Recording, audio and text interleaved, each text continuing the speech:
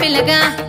ఓ పిల్లగా యహో పిల్లగా ఎంకటేశు చూడకపోతుంటవో కానకపోతుంటవో నా పిల్లగా ఎంకటేశు చూడకపోతుంటవో కానకపోతుంటవో